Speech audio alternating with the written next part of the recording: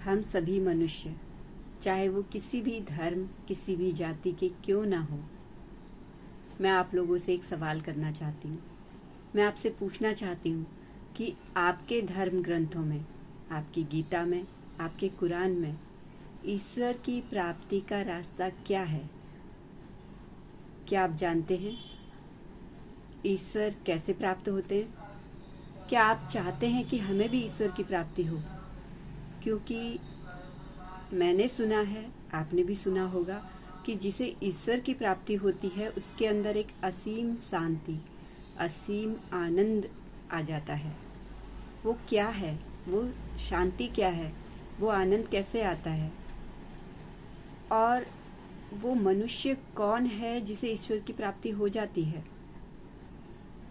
आप अपने अपने धर्म ग्रंथों की किताबों में ये ढूंढिए कि आखिर ईश्वर कैसे मिलता है और वो कौन लोग हैं जिन्हें ईश्वर मिला, और जिन्हें मिला उन्होंने आखिर क्या किया ऐसा अपने जीवन में, क्यों उन्हें ईश्वर की प्राप्ति हो गई। ईश्वर को ढूंढना इतना मुश्किल भी नहीं जितना हम लोग सोच लेते हैं।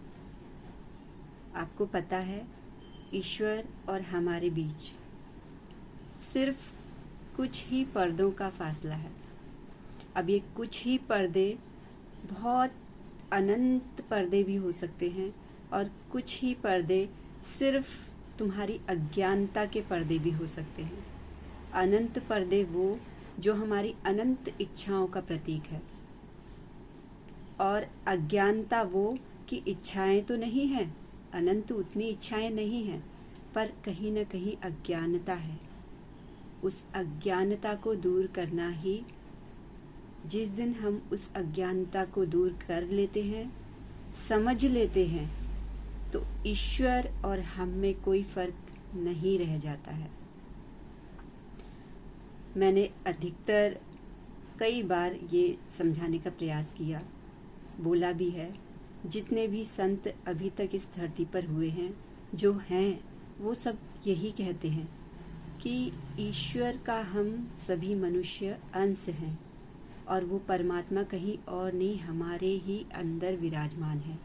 हम ही वो ईश्वर तत्व हैं।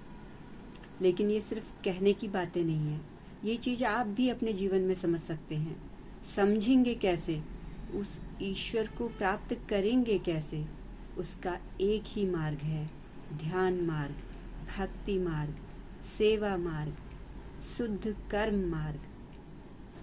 और अपने विकारों पर, जो मनुष्य के विकार होते हैं, काम, क्रोध, लोभ, मोह, माया, लालच, अहंकार, बस हमें इन्हीं पर काम करना होता है, स्व पर काम करना होता है। आप इन पर काम करके तो देखिए। इन पर काम करना आसान लगता नहीं है, इसीलिए मनुष्य भटक जाता है कि ये सब कहने की बातें हैं, कोई इन सब विकारों पर विजय प्राप्त नहीं कर सकता। कैसे नहीं कर सकता? आपके संकल्प इतने कच्चे कैसे हैं? आप संकल्प तो कीजिए, उस पर चलना तो शुरू कीजिए।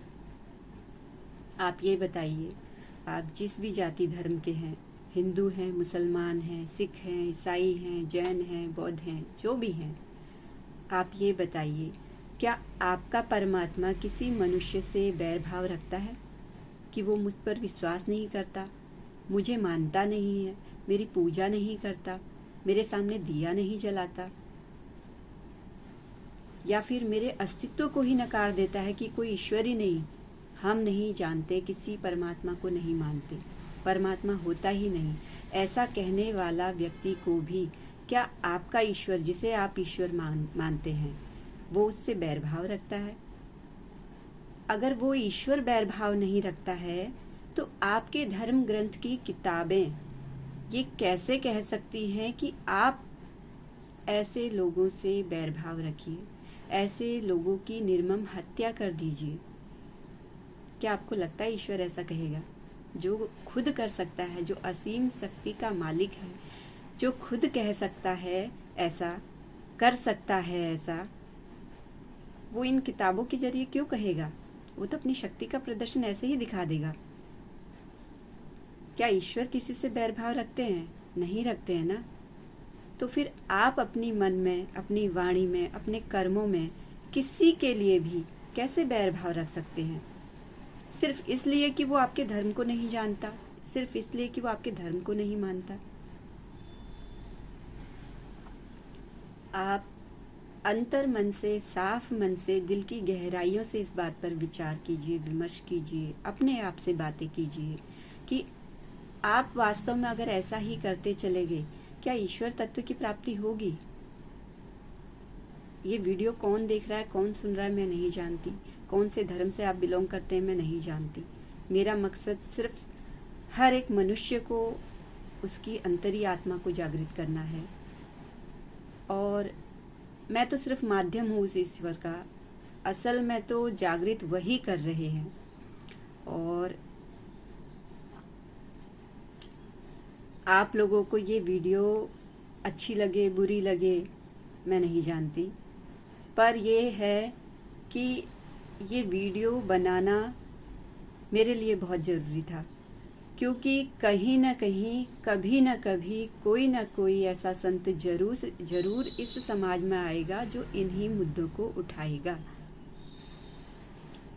जो कहीं न कहीं, मैं नहीं तो कोई और सही, कोई और नहीं तो कोई और सही, पर वो किसी न किसी को तो माध्यम बना ही लेगा।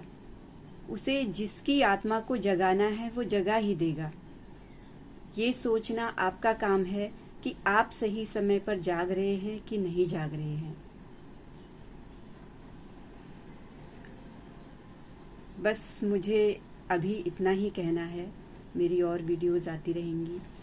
मेरे चैनल कल्पना अधिकारी को सब्सक्राइब करके रखिएगा, बेल आइकन को दबा कर रखिएगा, ताकि मेरी आने वाली सभी वीडियोस के नोटिफिकेशन आपको बराबर मिलते रहें और आप भी अध्यात्म जागृति की ओर आगे बढ़ें। Thank you so much.